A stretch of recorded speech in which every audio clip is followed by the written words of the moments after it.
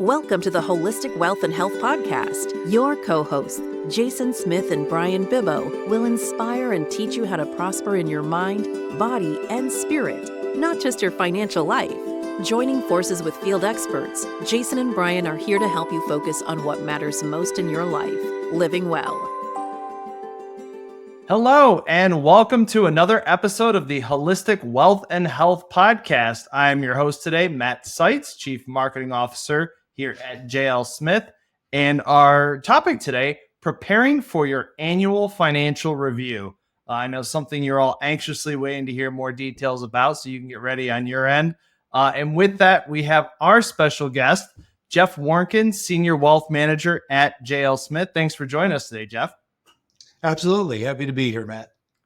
Yeah. For those that don't know Jeff, Jeff is a 25-year veteran of the financial services industry. He is a certified public accountant, certified financial planner, and national social security advisor. These certifications allude to his extensive tax expertise. Jeff assists families in conquering life's biggest challenges and understanding and embracing their bucket plan. All right, ready to get things started, Jeff?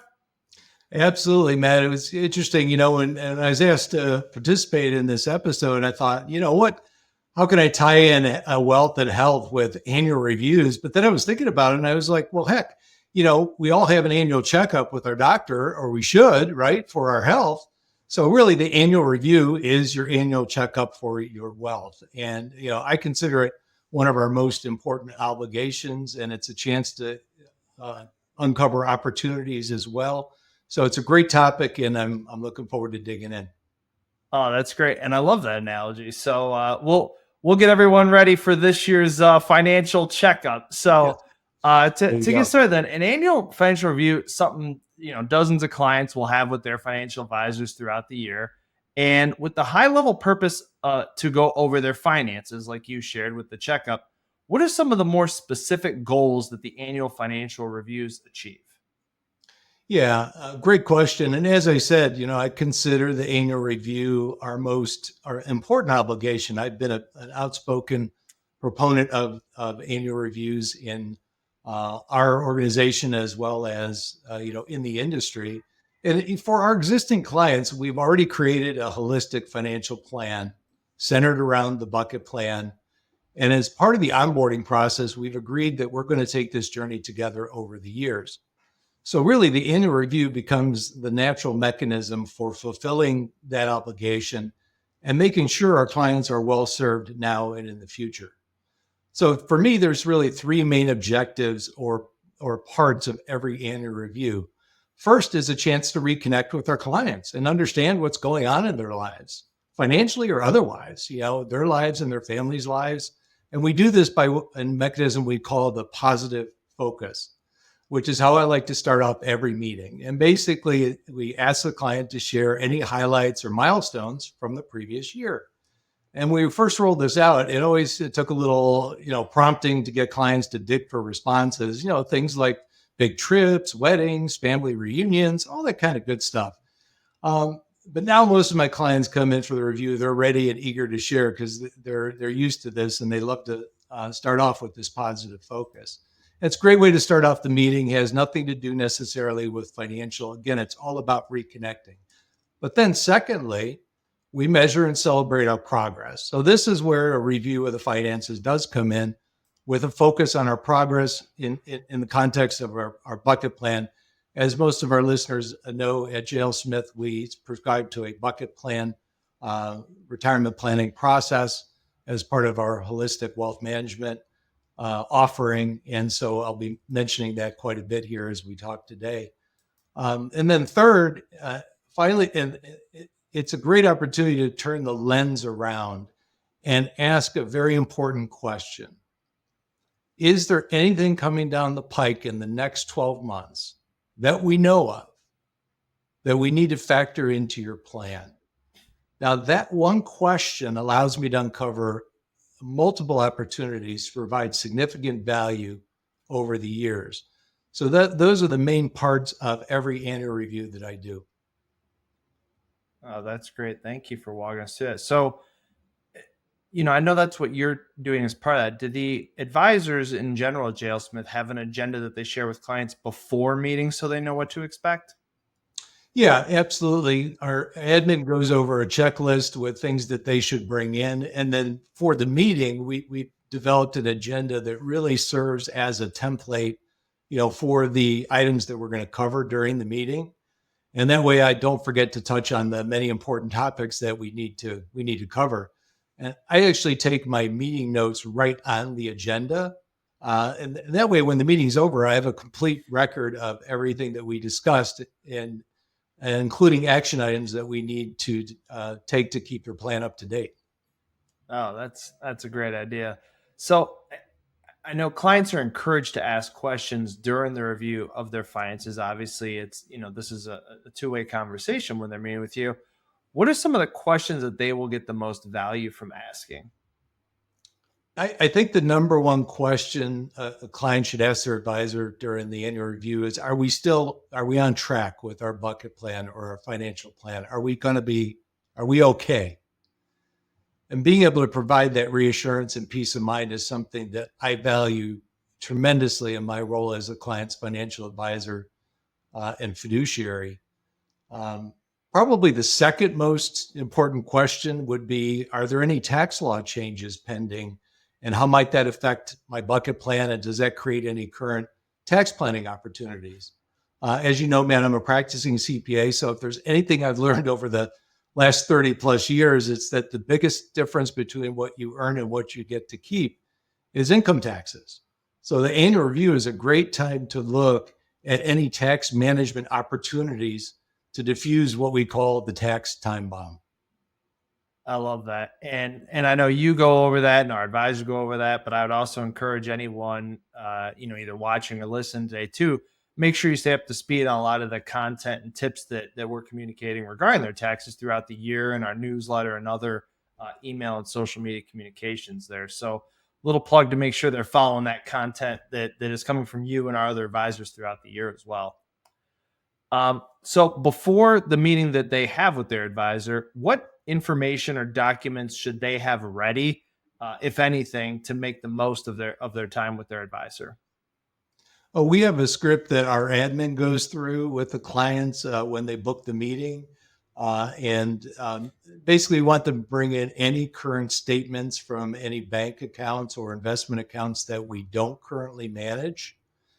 And then we also asked them to bring in their family estate organizer. The family estate organizer, or FEO as we call it, is a binder that has all their most important financial documents in case we need to update or refer back to something. I think my colleague, Brian Bibbo, did a whole episode on the family estate organizer Right. a few episodes ago. So you can refer back to that one. But they bring that in, and that has everything that we need to be able to conduct an efficient annual review. Right. Now, I know you mentioned some of the questions that they should be asking or that you ask them during that, about the life changes or milestones. What are some of the key financial milestones or life changes that they should be bringing up to advisors? Like, are there any that fall out of the norm? Obviously something like a marriage or a death in the family, but and anything that might fall out of the normal ones that you'd expect. Yes, there can be, and those are obviously some of the big ones. If you're going in for your annual review, make sure you let your advisor know about any changes in your family structure, such as children getting married, new grandchildren, deaths, unfortunately, those types of events like you mentioned. But also, I like to note major milestones like special bucket list trips, not bucket plan, but bucket list trips. Maybe they finally did that trip to Europe that they've been saving for 20 years, or they had a 50th anniversary, things of that nature. Then there's also milestone ages at which various financial considerations are triggered. So, for example, age 59 and a half for penalty-free withdrawals from retirement plans, or age 62 for first Social Security eligibility, or 65 for first Medicare eligibility, and then age 73 for required minimum distributions. And there's others, but those are just some common examples. So again, the annual review is an ideal time for discussing the impact of these age milestones on their plan as we achieve them. Got it. Yeah. So, make sure that you're coming to the meeting prepared with all those. Now, uh, I guess, on the other side of this, how might economic changes or market shifts from the previous calendar year affect a client's financial goals for the year ahead when discussed in the annual review meeting? And is there anything specific in this regard clients should be bringing up to the advisor in advance? Oh, that's a great question. I mean, there are questions clients should be asking their advisor, and then there's the inevitable question that you always seem to get, which is some form of, the stock market's all over the place. It's off its meds. And what do you think is going to happen next? And, if there's any constant in the universe, it's change and uncertainty. So the annual review is a great time to do what I call lifeboat drills, which is another way of saying we review the client's bucket plan or financial plan, whatever it is that your process is. And we talk through how differing outcomes over the next 12 months might play out and what effect, if any, it might have on the success of their long-term plan. So lifeboat drills increase client resilience. And that is one attribute that I believe is key to successful outcomes. Clients need to develop a resilience or even an immunity from the emotional ups and downs that come from watching the market on a daily basis. Even though we tell them not to do it, we know everybody does. It's hard to hide from it. Everything you turn on, any social media, everything you turn to has, the Dow, NASDAQ, and S. So I always try to inoculate my clients from the tidal wave of negative financial media that seems to be constantly breaking over their heads. This helps prevent decisions based on emotions alone, which are always, in retrospect, detrimental to successful outcomes.